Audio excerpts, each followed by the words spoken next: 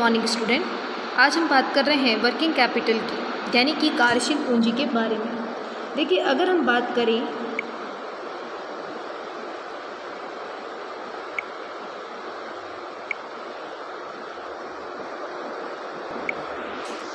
A very good morning student. Today we will discuss a very important topic and our topic is working capital यानी कि कार्यशील पूंजी। देखिए, business के लिए कैपिटल की बहुत ज़्यादा नीड होती है, यानी कि किसी भी बिज़नेस के लिए कैपिटल का नीड बहुत ज़्यादा रहता है। चाहे बिज़नेस छोटा हो चाहे बड़ा हो, उसमें कैपिटल का नीड हमेशा रहेगा, यानी उसकी पूंजी की आवश्यकता रहेगी।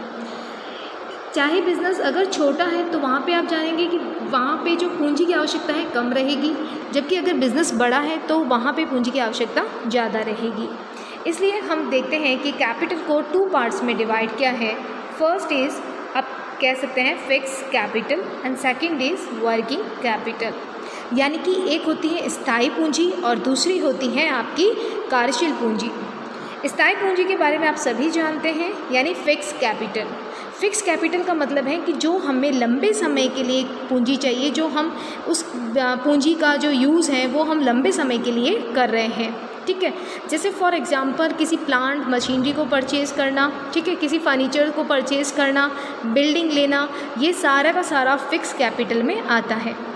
जबकि वर्किंग कैपिटल का मतलब होता है कि हमारे डेली रूटीन के जो बिज़नेस के जो एक्सपेंसेस होते हैं उसको फुलफ़िल करना, यानी कि किसी भी बिज़नेस के लिए कैपिटल की आवश्यकता होती है और कैपिटल को हमने 2 पार्ट्स में डिवाइड किया है। First is fix capital and second is working capital. Fix capital का मतलब आपको समझ में आ गया, यानी स्थायी पूंजी जो कि लंबे समय के लिए लॉन्ग टाइम इन्वेस्टमेंट होता है, जबकि वर्किंग कैपिटल डेली कंजप्शन के लिए या डेली एक्सपेंसेस के लिए जो यूज़ होती है वो वर्किंग कैपिटल होती है। क्लियर है? यानी कि किसी भी बिज़नेस के लिए इन 2 तरह की पूंजी की आवश्यकता रहती है। लेकिन यहाँ पे जो हमारा टॉपिक है वो है वर्किंग कैपिटल यानी कि कार्यशील पूंजी, और उसी के बारे में हम बात करेंगे। ठीक है, देखिए, वर्किंग कैपिटल का जो मीनिंग है सिंपल सा हम जानते हैं कि वर्किंग कैपिटल का मतलब होता है कि जो बिज़नेस के लिए डेली यानी कि दिन प्रतिदिन आवश्यकता को पूरा करती है वो वर्किंग कैपिटल कहलाती है। क्योंकि ये पार्ट हमारी थ्योरी का नहीं है, ये हमारे प्रैक्टिकल कंसेप्ट से रिलेटेड चैप्टर है, इसीलिए हम बात करेंगे अपने प्रैक्टिकल कंसेप्ट से। क्लियर? तो देखिए, आगे हम बात देखते हैं कि कंसेप्ट ऑफ वर्किंग कैपिटल, कि वर्किंग कैपिटल का अवधारणा क्या होती है। तो देखिए, यहाँ से 2 मार्क्स का क्वेश्चन आता है कि what is the concept of working capital, यानी कि कार्यशील पूंजी की अवधारणा क्या है। फर्स्ट इसको मैंने डिवाइड किया है क्वांटिटिव कंसेप्ट, जिसे हम कहते हैं परिणात्मक अवधारणा।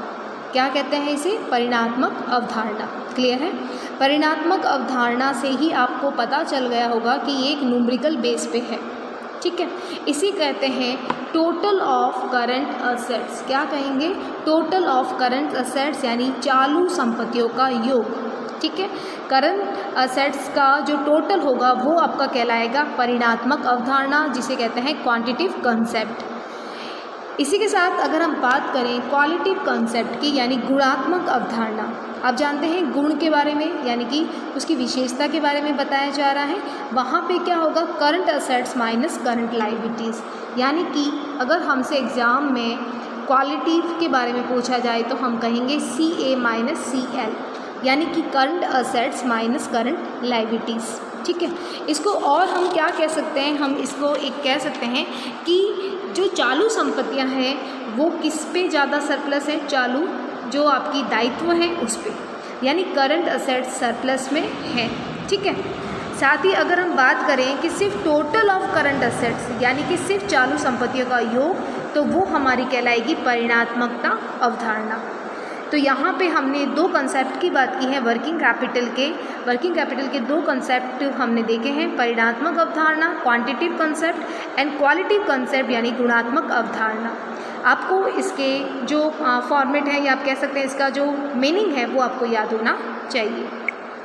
नेक्स्ट हम देखते हैं कि डेफिनेशन ऑफ वर्किंग कैपिटल, की डेफिनेशन क्या हो सकती है वर्किंग कैपिटल की। बात करते हैं कार्यशील पूंजी की परिभाषा, यानी डेफिनेशन ऑफ वर्किंग कैपिटल। देखिए डेफिनेशन ऑफ वर्किंग कैपिटल में हमने दो डेफिनेशन ली है।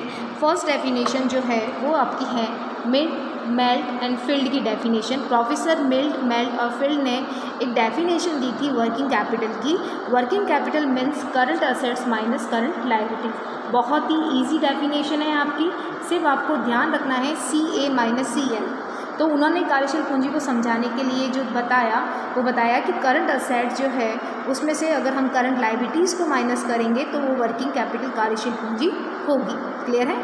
सेकंड डेफिनेशन की बात करते हैं, वो है JW गैस्टनबर्ग की।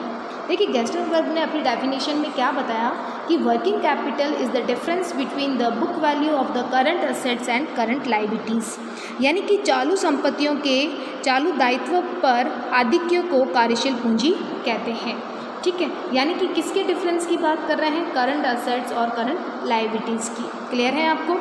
तो ये दो डेफिनेशन आपको लर्न करनी है एग्ज़ाम के पॉइंट ऑफ व्यू से, क्योंकि ये टॉपिक बहुत इंपॉर्टेंट है आपका। ठीक है, तो अभी हमने कंसेप्ट की बात की। कंसेप्ट में आपने देखा कि CA माइनस CL ये किसका कंसेप्ट था, क्वालिटी कंसेप्ट यानी गुणात्मक कंसेप्ट का था। ठीक है, और उस पर ही दो डेफिनेशन हैं, एक थी हमारी मिल्ट, मेल्ट, फिल्ड की और दूसरी है JW गैस्टनबर्ग की। ठीक है, तो चलिए इस डेफिनेशन के बाद हम बात करते हैं कि करंट असेट्स और करंट लायबिलिटीज़ जो बार बार आ रहा है वो उसमें क्या क्या एग्जाम्पल हो सकते हैं। देखिए अकाउंट्स में आपने देखा होगा कि चालू संपत्तियाँ क्या होती हैं और चालू दायित्व क्या होते हैं। तो यहाँ पे हमने कुछ करंट असेट्स और कुछ करंट लायबिलिटीज़ के एग्जाम्पल लिए हैं। देखिए जैसे cash in hand, cash in bank, debtors, stock, bills receivable, short term investment, short term loan and advance, prepaid expenses, income earn but not receive, ये किस में आएगा, करंट असेट्स में। उसी तरह से करंट लायबिलिटीज़ यानी चालू दायित्व क्या होंगे, बैंक, ओवरड्राफ्ट, क्रेडिटर यानी कि लेनदार, बिल्स पेबल, ठीक है, प्राप्य बिल, शॉर्ट टर्म डेट यानी कि जो ऋण क्या है, अल्पकालिक हैं, एडवांटेज एंड डिपॉजिट रिसीप्ट और आउटस्टैंडिंग एक्सपेंसेस यानी अदत्त व्यय। तो ये कुछ एग्जाम्पल हैं जो आपको याद रखना है करंट असेट्स और करंट लायबिलिटीज़ में। आपको इसको इसलिए याद रखना है क्योंकि हमें आगे प्रैक्टिकल क्वेश्चन सॉल्व करने हैं और उसमें बहुत ज़्यादा इसकी इम्पॉर्टेंस रहेगी। चलिए आगे बात करेंगे हम लोग टाइप्स ऑफ वर्किंग कैपिटल की। टाइप्स ऑफ वर्किंग कैपिटल यानी कार्यशील पूंजी कितने प्रकार की हो सकती है। यहाँ हमने 2 पार्ट्स में वर्किंग कैपिटल को डिवाइड किया है, ऑन द कंसेप्ट यानी कि अवधारणा के आधार पर, और दूसरा है आवश्यकता के आधार पर, on the base of necessities, यानी कि 2 तरह के प्रकार हो सकते हैं कार्यशील पूंजी के। On the base of concept को भी हमने 2 पार्ट्स में डिवाइड किया है। इसको 2 पार्ट में क्या हो सकता है इसका कंसेप्ट, एक होगा आपका ग्रॉस यानी कि शकल, और दूसरा है नेट यानी कि आप कह सकते हैं शुद्ध। क्लियर है आपको। यानी अवधारणा के आधार पर वर्किंग कैपिटल 2 तरह की होती हैं। एक होती हैं ग्रॉस यानी कहते हैं सकल कार्यशील पूंजी यानी ग्रॉस वर्किंग कैपिटल, और सेकंड है नेट वर्किंग कैपिटल। ग्रॉस जो वर्किंग कैपिटल है उसका मीनिंग होता है टोटल ऑफ करंट असेट, चालू संपत्तियों का योग, यानी कि ग्रॉस वर्किंग कैपिटल को हम क्या कह सकते हैं, टोटल ऑफ करंट असेट्स यानी कि चालू संपत्तियों का योग। जबकि नेट का मतलब क्या होता है, नेट का मतलब होता है CA माइनस CL। नेट का मतलब क्या होगा कि आप करंट असेट्स में से करंट लायबिलिटीज़ को क्या कर रहे हो, माइनस कर रहे हो। क्लियर है। यानी कि अगर हम वापस इसकी एक बार रिटर्न देखते हैं कि types of working capital on the base of concept is divide in 2 parts, gross and net. Gross का मतलब क्या हो गया, सकल, और नेट का मतलब हो गया शुद्ध। ग्रॉस में क्या होगा, टोटल ऑफ करंट असेट्स, जबकि नेट का मतलब होता है CA माइनस CL। ठीक है, तो ये ऑन द कंसेप्ट ऑफ के बेस पे हमने 2 पार्ट्स में डिवाइड किया है। बात करते हैं कि आवश्यकता के आधार पर, इसे भी हमने 2 पार्ट में डिवाइड किया है। एक कह सकते हैं fixed and regular working capital, दूसरी होगी variable and seasonal working capital, यानी कि on the base of necessity के आवश्यकता के आधार पर कितनी होगी, 2 तरह से हो सकती हैं। एक होती हैं फिक्स्ड, ठीक है, जिसे हम रेगुलर वर्किंग कैपिटल भी कहते हैं। और एक होती है आपकी वेरिएबल। वेरिएबल का मतलब क्या होता है?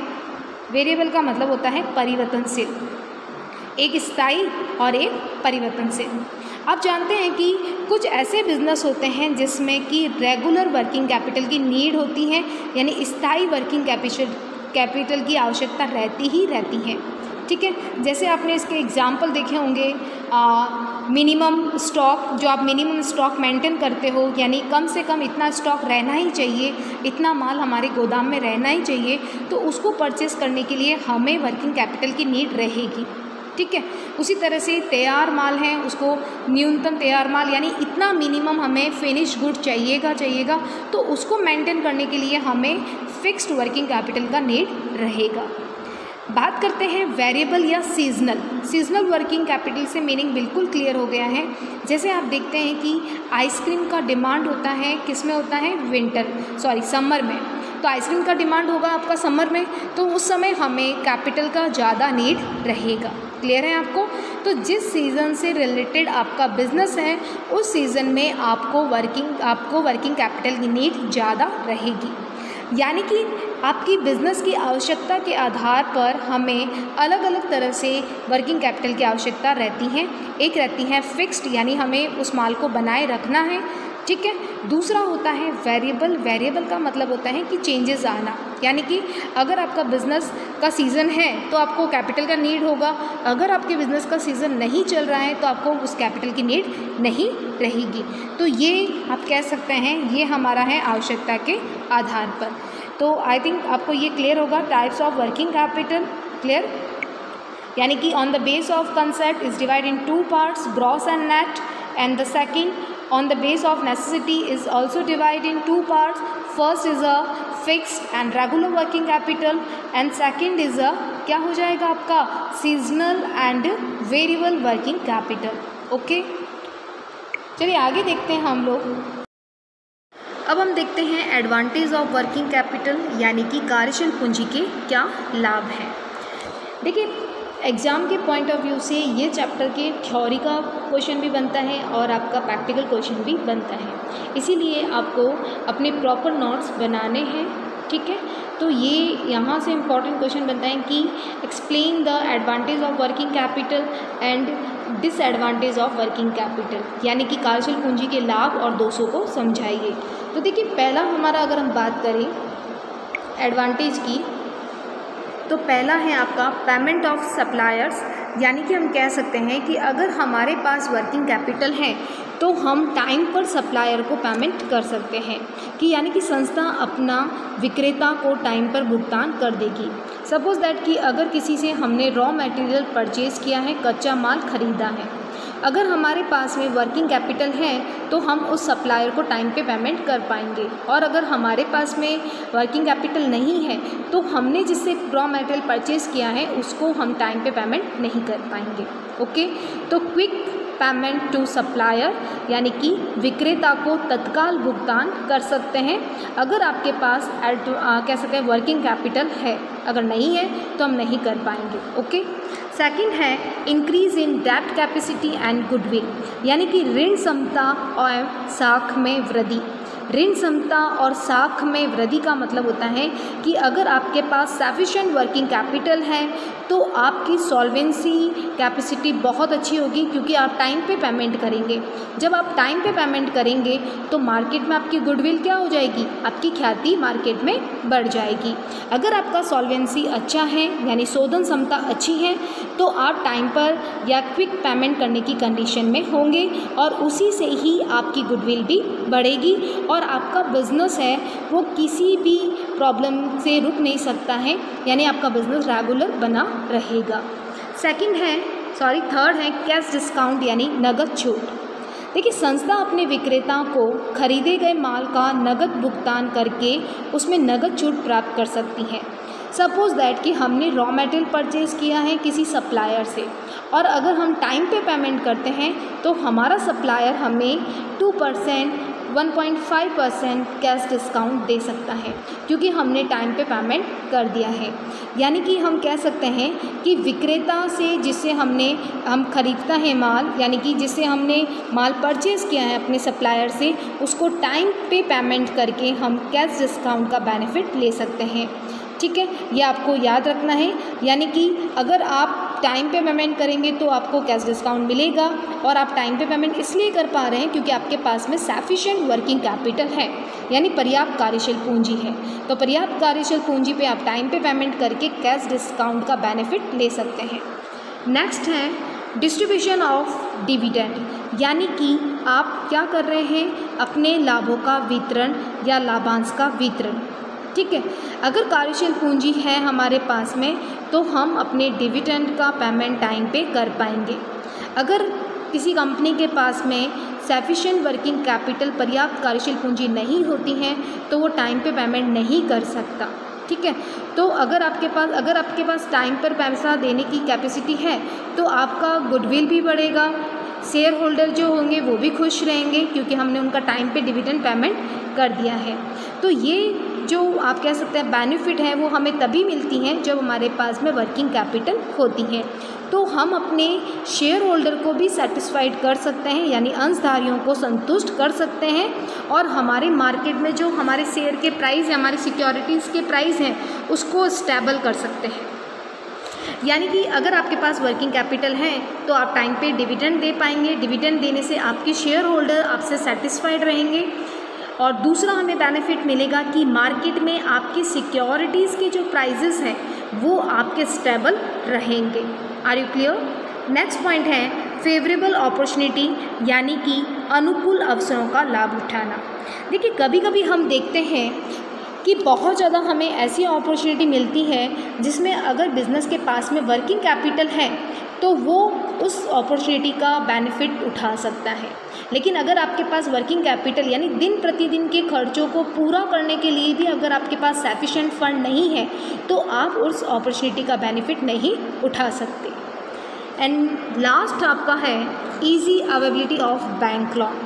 सिंपल है कि अगर आपके पास सफिशिएंट वर्किंग कैपिटल है तो आपकी जो शॉर्ट टर्म सॉल्वेंसी कैपेसिटी होगी, यानी कि अल्पकालिक शोधन क्षमता अच्छी होगी, तो इससे आपको बैंक आराम से लोन प्रोवाइड करेगा।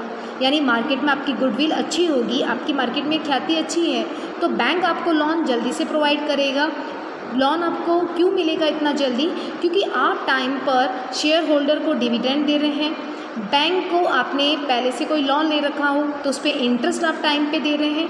ये सारी की सारी इसलिए हमारे साथ हो रहा है क्योंकि हमने बिज़नेस में वर्किंग कैपिटल को मेंटेन करके रखा है, यानी कि वर्किंग कैपिटल की जितनी आवश्यकता होती है उसको बनाए रखा है। यानी कि अगर आपके बिज़नेस में वर्किंग कैपिटल है तो आपके बिज़नेस में जो इम्प्रूवमेंट है, एफिशिएंसी है वर्किंग में, वो ऑटोमेटिकली आएगी। क्लियर है? साथ ही आप जो बहुत ज़्यादा अगर सडनली कोई प्रॉब्लम आती है बिज़नेस में, ठीक है, अगर इकोनॉमिक क्राइसिस है या किसी भी कारण अगर आपके बिज़नेस में नीड है बिज़नेस के लिए पैसों की, तो वर्किंग कैपिटल होने की वजह से हम उस सारे संकट को, उस सारे क्राइसिस को दूर कर सकते हैं। तो ये थे एडवांटेज ऑफ वर्किंग। बात करते हैं डिसएडवांटेज ऑफ वर्किंग कैपिटल, यानी कि कार्यशील पूंजी के दोष। कार्यशील पूंजी के दोष का जो फर्स्ट पॉइंट है वो है अननेसेसरी एक्यूमुलेशन ऑफ इन्वेंट्रीज, यानी अनावश्यक सामग्री का संग्रहण। देखिए, बहुत ज़्यादा कार्यशील पूंजी होती है तो इससे आप अननेसेसरी कह सकते हैं मटेरियल को परचेज करने लग जाते हैं जिसका बिज़नेस में नीड नहीं होता है, जिसकी आवश्यकता नहीं होती है। तो उससे जो अननेसेसरी जो हमने कह सकते हैं माल को परचेज़ किया है, गुड्स को परचेज़ किया है, उसको डिस्ट्रॉय होना, यानी कि बारिश आना, उससे आपका माल नष्ट हो सकता है, चोरी हो सकती है। तो ये प्रॉब्लम हमको फेस करनी होती है जब अगर आप अननेसेसरी वर्किंग कैपिटल का यूज़ स्टॉक परचेज़ करने में लगा देते हैं। सेकंड है स्पेकुलेटिव प्रॉफिट टेंडेंसी, यानी सट्टात्मक लाभ प्रवृत्ति। आवश्यकता से अधिक कार्यशील पूंजी रखने से आप बहुत ज़्यादा स्टॉक को जमा करने लग जाते हैं अपने बिजनेस में। इससे स्पेकुलेटिव प्रॉफिट की जो प्रवृत्ति है वो बढ़ने लग जाती है। यानी आपने जो स्टॉक है उसको परचेज करके रख दिया है और मार्केट में क्या होती है, उस माल की कमी होने लग जाती है और प्राइसेस अप करने लग जाते हैं, यानी प्राइसेस उस माल का ऊपर जाने लग जाता है। तो ये सारी जो स्थितियाँ होती हैं ये सट्टे की प्रवृत्ति को जन्म देती हैं। थर्ड है डिफेक्टिव क्रेडिट पॉलिसी, यानी दोषपूर्ण साख नीति। अत्यधिक कार्यशील पूंजी होने की वजह से, बहुत ज़्यादा एक्सेस वर्किंग कैपिटल होने से आप अपने बिजनेस में लिबरल पॉलिसी को फॉलो करते हो, यानी उधार साख नीति को। और उधार साख नीति यानी आप अपने माल को उधार बेचने लग जाते हो, जिससे रिकवरी करने में बहुत टाइम लगता है। और रिकवरी जब टाइम पे नहीं होती है तो हमारे बिज़नेस में बैड डेब्ट्स यानी कि डूबते ऋण का जो प्रकोप होता है वो हमारे बिज़नेस में आने लग जाता है और हमारे बिज़नेस पे ये नेगेटिव इफ़ेक्ट डालता है। नेक्स्ट है वर्किंग इनएफिशिएंसी, यानी कि कार्यशीलता में अकुशलता की प्रवृत्ति को जन्म देना। यानी अत्यधिक कार्यशील पूंजी होने से आप बिजनेस में इनएफिशिएंसी से अपनी फंड का यूज़ करने लग जाते हो, यानी कि अत्यधिक जो कोष पड़े हैं, आपके पास फंड है, उसका आप बहुत अननेसेसरी यूज़ करते हो। इससे आपके फंड का जो यूटिलाइजेशन है वो सही नहीं होता है और बिज़नेस में आप कह सकते हैं जो हम बिज़नेस को सक्सेस की तरह लेके जाने वाले थे, सफलता की ओर, वो सफलता हमें नहीं मिली। फिफ्थ पॉइंट आपका कह रहा है एडवर्स इम्पैक्ट ऑन प्रॉफिट, यानी कि जो लाभ है उस पर आपका गलत इफेक्ट या कह सकते हैं लाभों पर विपरीत प्रभाव का होना। लाभों पर विपरीत प्रभाव का मतलब होता है कि जब आपके बिज़नेस में एक्सेस कार्यशील पूंजी होती है, एक्सेस वर्किंग कैपिटल होती है, तो इससे उसमें आप कह सकते हैं सही यूटिलाइजेशन नहीं कर पाते हैं और आप इस व्यवस्था को बनाए रखने के लिए बैंक से बहुत ज़्यादा क्रेडिट ले लेते हैं और उससे आपको बहुत ज़्यादा इंटरेस्ट पे करना पड़ता है और इससे हमारे प्रॉफिट पे नेगेटिव इम्पैक्ट आते हैं, यानी कि विपरीत प्रभाव आते हैं। यानी कि कार्यशील पूंजी सफिशिएंट होनी चाहिए, पर्याप्त होनी चाहिए, एक्सेस नहीं होनी चाहिए। अगर एक्सेस होती हैं तो इससे हमारे डिसएडवांटेज कह सकते हैं वो बहुत ज़्यादा बढ़ने लग जाते हैं, यानी दोष बहुत ज़्यादा होने लग जाते हैं। तो ये कुछ इंपॉर्टेंट 5 डिसएडवांटेज हैं वर्किंग कैपिटल।